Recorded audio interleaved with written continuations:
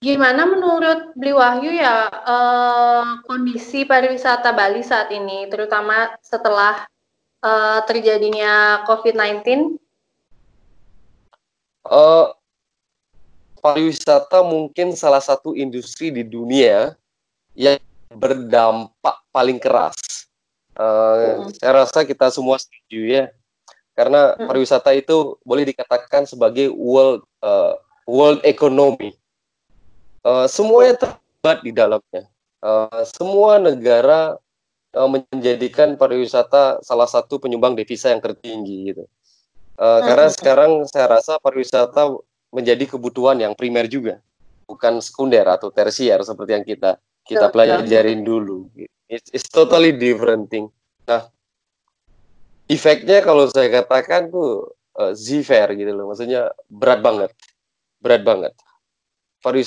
Situasi ini mempengaruhi bisnis secara global. Supplies, impact terhadap supplies dan demand juga sangat tinggi. Baca atau dengarkan berita-berita sekarang itu, jangankan hotel yang sudah di Indonesia yang menurut PHRI hampir 1.300 plus yang sudah tutup, tapi saya yakin jauh lebih banyak daripada itu datanya saat ini. Karena pariwisata padat karya ya impact-nya juga sangat membuat insan pariwisatanya sekarang sangat terdampak secara ekonomik seperti itu. Airline tidak operating, banyak yang berhenti. Jadi itu menjadi suatu situasi yang merupakan domino effect, terutama untuk daerah-daerah seperti Bali pada khususnya yang hampir perhaps 50% menggantungkan mata pencahariannya di pariwisata saat ini. Jadi memang hal-hal ini kami juga tidak tahu sampai kapan akan berakhir. Karena memang kan situasi seperti ini kan memang nggak pernah bisa diprediksi ya. Iya kan kalau bencana seperti ini COVID-19 gitu. Cuman kalau untuk Adiwan Hotel sendiri gimana nih? Selama COVID-19 ini apa saja yang dilakukan dan statusnya gimana? Ya saat ini kami dari 16 hotel kita dan sekitar 7 proyek yang kita miliki itu, dari hotel project tetap ongoing. Karena kita percaya bahwa saat ini merupakan waktu yang terbaik untuk mempersiapkan semuanya sebelum bisnis tourism itu bounce back lagi. Entah kapan. Kemudian yang kedua, untuk operating hotel sendiri itu kita selalu mau maintain hotel yang kita manage. Kita juga merasa bahwa situasi ini juga memberikan kesempatan buat kita untuk melihat proses lagi, melihat fondasi kita dari sistem, tools, dan manpower. Kemudian kita menyiapkan fondasi-fondasi yang bisa memperkuat people kita, produk kita, dan by the end of the day adalah untuk mencapai profitability yang lebih baik ketika situasinya sudah kembali menjadi lebih baik. Seperti itu. Jadi, yang tidak pernah kita stop lakukan sekarang adalah, walaupun kita sudah melihat situasi ini semakin buruk sejak bulan Januari, Februari, 2-3 bulan yang lalu, adalah malah sekarang kita semakin sibuk sebenarnya. Sibuk mempersiapkan strategi-strategi dan melihat proses di itu. Karena kita yakin bahwa satu hal yang tidak boleh kita kurangi lakukan itu adalah menjaga komunikasi, menjaga interaksi atau menjaga engagement dengan existing customer kita dan juga calon customer kita. Jadi hal-hal yang berkenaan dengan marketing, hal-hal yang berkenaan dengan komunikasi, hal-hal yang berkenaan dengan strategi di sales, hal-hal yang berkenaan untuk bagaimana kita mendrive direct booking menjadi lebih baik, itu ada dalam list project yang sedang kita kerjakan gitu. Bahkan kita targetkan akan selesai dalam 2-3 bulan ke depan. Jadi itu long term project yang setiap hari kita lakukan. Jadi bukannya kita dalam situasi ini malah harus menjadi pasrah dan menunggu ketidakpastian, karena sekarang yang pasti kan cuma satu sebenarnya, yaitu ketidakpastian itu sendiri. Karena siapapun belum bisa menjawab situasi ini sekarang, ya kan? Nah, betul. Tapi kami sebagai hotel management company, kita mempunyai tanggung jawab moral untuk mencari informasi sebanyak-banyaknya, menvalidasi data itu sehingga bisa menjadi satu strategi atau plan yang kita bisa informasikan ke setiap unit kita dan ke setiap owner yang mempercayakan hotelnya kita manage seperti itu. Sehingga kata sibuk yang saya katakan di depan itu maksudnya seperti ini. Jadi kita banyak sekali mencari data yang untuk memvalidasi rencana-rencana ke depan. Kita mencari data yang cukup valid yang bisa menjustifikasi contohnya bisnis plan yang kita buat tahun lalu dengan target yang begitu optimisnya, tetapi dihajar di bulan Januari Februari kemarin yang sangat membuat kita semua pada dasarnya terbanting gitu loh. Jadi apa kita lakukan saat ini ya? Itulah yang kita bereaksi gitu loh. Jadi intinya secara garis besar itu yang kita lakukan itu pertama adalah rating, ya kan, rating, kita pikirkan kembali strategi-strateginya, kemudian kita prepare, mempersiapkan itu semua dengan baik, dan kita react lagi gitu. Jadi kita melakukan kegiatan lagi, kita pertanyakan lagi prosesnya. Jadi itu 3 hal utama yang memang menjadi guideline yang kami berikan di corporate untuk semua unit kita. Ya, kayaknya memang sekarang ini waktu yang tepat ya Pak, malah untuk benah-benah perusahaan, untuk lihat apa yang bisa diperbaiki, untuk introspeksi perusahaan, introspeksi diri, biar pas sudah situasi kembali normal lagi, kita bisa lari lagi lah istilahnya gitu. Betul, malah bukan ketika kita melihat situasi normal baru kita mulai, jadi itu sudah telat sekali kita lakukan sebenarnya. Ya karena kalau melihat ya pepatah Cina mengatakan Wei Ji, jadi Wei itu kesengsaraan, Ji itu opportunity. Jadi setiap situasi pasti akan memberikan dua sisi, seperti sisi mata uang.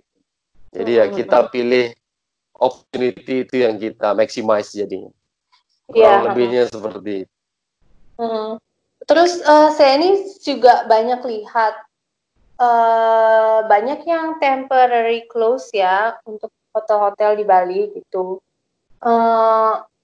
Menurut Beli Wahyu itu gimana tuh pendapatnya untuk apakah memang lebih baik temporary close atau ada juga yang justru kasih promo besar-besaran, misalkan long term stay 1 bulan gitu, 1 month jadi sekian gitu, jadi diskonnya gede banget gitu.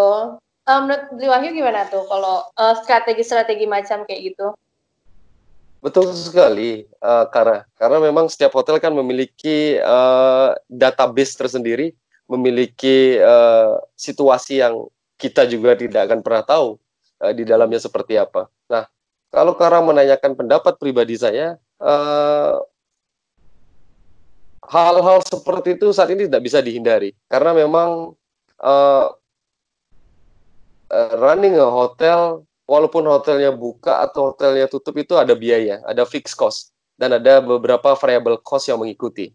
Nah, namun yang harus patut diingat itu adalah ada hal-hal yang berkaitan dengan future strategi yang diambil oleh setiap hotel. Nah, kami di Adiwana dan di Amatara Hotels melihat dua sisi di sana. Satu dari sisi owner, yang kedua dari sisi opportunity. Kita sebagai hotel operator melihat situasi yang terjadi saat ini. Namun sebelum kita berbicara dari sisi owner, kita memiliki tanggung jawab moral atau tanggung jawab profesional untuk mengetahui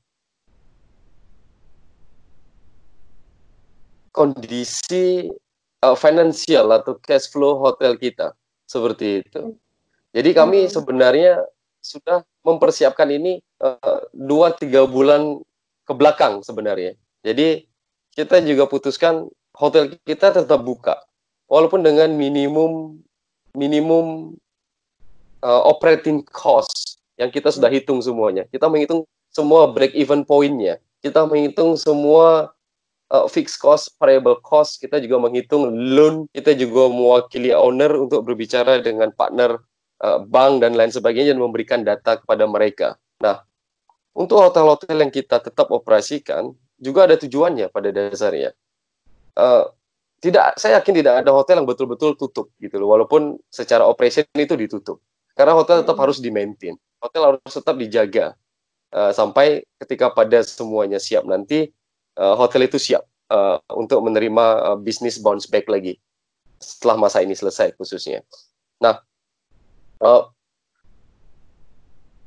hal-hal yang berkenaan dengan promo, staycation, hal-hal yang berkenaan dengan menjadikan hotel itu sebagai tempat untuk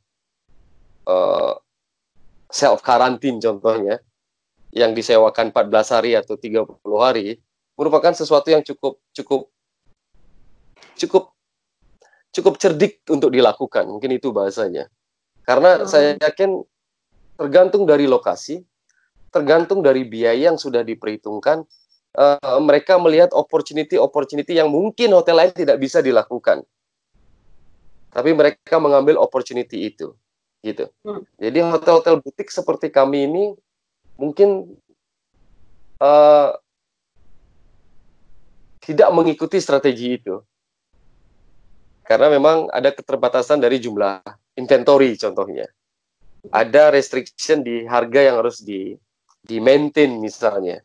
Ya kan? Ada positioning yang harus dijaga pada dasarnya. Karena kami percaya bahwa sekarang bukan waktunya menurunkan harga karena tidak ada demand begitu. Jadi mungkin hal yang tepat dilakukan banting-bantingan harga sekarang. Mungkin tidak gitu loh. Malah sekarang yang harus dilakukan lebih banyak guest engagement, marketing, ya mempersiapkan pondasi-pondasi untuk dilakukan ke depannya. Jadi kurang lebih itu pendapat saya untuk situasi yang terjadi sekarang. Ya. Cuman gimana menurut Beli Wahyu ke depannya nih setelah COVID-19 ini selesai, apakah pariwisata akan thriving again? Apakah akan sukses lagi dan kira-kira butuh berapa lama tuh sampai mungkin kondisi pariwisatanya kembali normal? Itu pertanyaannya gampang tapi jawabannya luar biasa susah ya, karena saya rasa sekarang tidak semua manusia tidak ada yang bisa memastikan itu dulu ya kan. Tetapi ada beberapa dasar pemikiran yang kita selalu katakan menjadi informed guess kalau istilah kami di Adiwana Hotel. Jadi saat ini kita melihat bahwa semua negara di dunia memiliki masalah yang sama.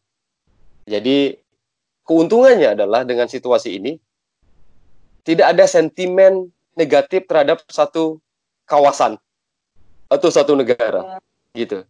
Karena semuanya mengalami hal yang sama. Jadi kita sama-sama mulai dari nol istilahnya ketika ini bisnisnya bounce back. Yang kedua kami juga terus memperhatikan situasi dan menjalin komunikasi yang baik dengan partner untuk tahu kapan sih kira-kira bisnis ini akan bounce back. Nah, kita bekerja sama dengan beberapa partner untuk memberitahu kita, contohnya, kita tahu loh kapan sih orang yang mau datang ke Indonesia dari seluruh kontinen, Southeast Asia, East Asia misalnya, Oceania, Amerika, North America atau Europe, kapan sih mereka mulai search atau mencari tiket? Kita tahu, kita dapat datanya. Itu yang pertama. Kemudian yang kedua adalah kita juga bekerja sama dengan berbagai partner offline atau online travel agency. So kita mendapatkan data bahwa mulai bulan apa sih mereka mulai search atau booking? Mulai bulan apa sih mereka mulai merencanakan liburannya melalui offline travel agency misalnya. So dari sana kita bisa tarik garis. Kapan kira-kira kita akan bersiap-siap? Kemudian ada juga data-data yang kita bisa akses secara online dan semuanya ada di sana. Data-data yang kita bisa ambil contohnya dari rencana mitigasi sektor pariwisata parekraf yang dikeluarkan oleh Menteri Pariwisata.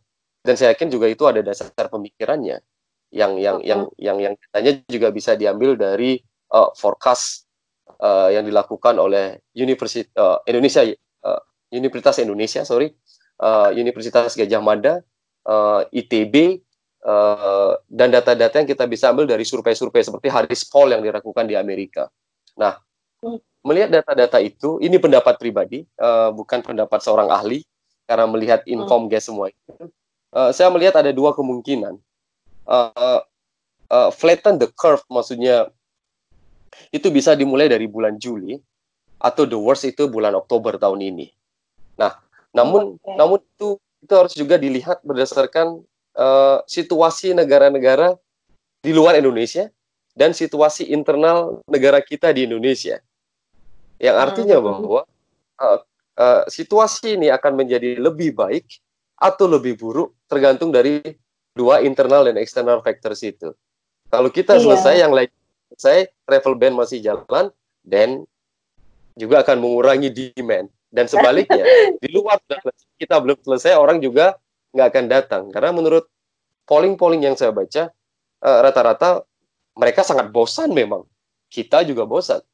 Pingin liburan, begitu. Betul.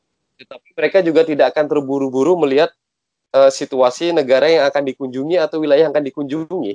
Mereka dalam poll itu berbicara bahwa dalam 3-7 bulan setelah pandemik ini selesai di suatu negara, mereka baru akan memikirkan dengan serius gitu loh untuk berkunjung. Nah, kesempatannya apa sekarang ya? Kesempatannya adalah kita mentargetkan negara-negara yang jaraknya tidak terlalu jauh dengan Indonesia atau dengan Bali. Jadi kita targetkan yang short haul flights, bukan yang long haul lagi gitu loh. Karena mereka trennya juga begitu. Mereka cenderung ingin mengunjungi wilayah domestik atau regional yang tidak terlalu jauh. Nah, hal-hal itu yang membuat optimisme itu tetap ada. Tetapi, again, optimisme itu harus didukung oleh data. Jadi tidak bisa, maaf, berharap terus, tetapi kita tidak memiliki data statement itu. Ya, kalau lebih begitu. Iya sih ya, semoga aja cepat berlalu ya. Apalagi dengan kondisi kayak gini, mestinya sih masyarakat juga nurutlah sama himbauan pemerintah untuk misalkan stay at home, untuk physical distancing ya kan, untuk mengurangi penyebaran COVID itu. Ya. Tapi ya, saya yakin ini akan terjadi. Maksudnya dengan COVID ini juga memberikan satu kesempatan buat kita untuk merubah gaya hidup, beradaptasi dengan situasi yang ada sekarang. Malah saya pikir bahwa kita harus terbiasa hidup dengan corona. Kalau kita melakukan self discipline seperti tadi yang Kara sebutkan ya, kalau Kara datang ke website WTO, World Trade Organization, di sana juga sudah diatur pada dasarnya, sudah diatur bahwa bagaimana industri pariwisata ini harus putting people first. Yeah. Yang kedua, bagaimana kita melakukan traveling yang bertanggung jawab atau responsible travel. Kita juga harus ngerti apa impact-nya on tourism. Dan bagaimana kita mempromosikan solidaritas atau promoting solidarity, begitu. Dan di end of the day, kita harus melakukan yang disebut dengan supporting recovery. Bagaimana kita mensupport recovery ini harus lebih cepat, seperti yang Kara katakan tadi. Start dari diri sendiri. Disiplin terhadap diri sendiri. Dan ketika ini menjadi semakin panjang, dan kita sudah terbiasa berdisiplin, dengan self-distancing, menjaga hygiene and sanitation, melakukan traveling yang responsible, mungkin airline akan memberlakukan health certificate sebelum naik pesawat, sebelum datang ke negara tujuan dan lain sebagainya.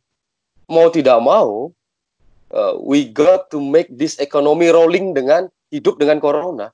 Karena kita nggak bisa tinggal terus di dalam, begitu. Jadi kita diedukasi dengan cara-cara seperti itu dan kita mengerti atau know how melakukannya, ya kita akan hidup dengan corona ini. Itu maksud saya bahwa kita harus mulai menerima, kita harus mulai belajar atau terbiasa hidup dengan virus ini. Iya. Begitu. Ya. Mungkin seperti kata Pak Wahyu tadi ya, ini akan menjadi the new normal for us. Gitu, mau nggak mau kan jadi harus terbiasa hidup seperti ini gitu. Betul sekali. Ya, menarik sekali kan. Iya, seru banget Pak. Aduh, sampai nggak kerasa nih waktunya. Mungkin sampai sini aja Pak, kita ngobrol-ngobrolnya ini udah cukup panjang. Mungkin kalau situasinya udah lebih membaik, saya mungkin bisa diperbolehkan main-main kayak di mana mungkin. Ya, oke.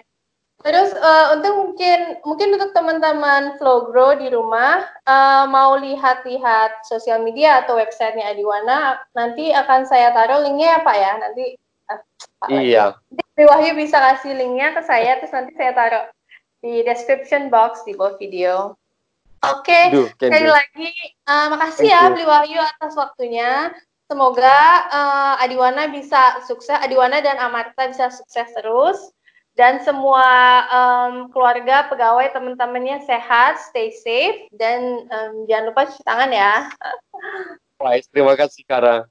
Semoga sehat selalu. Oke, terima kasih. Dadah Pak Wahyu. Dadah. Bye.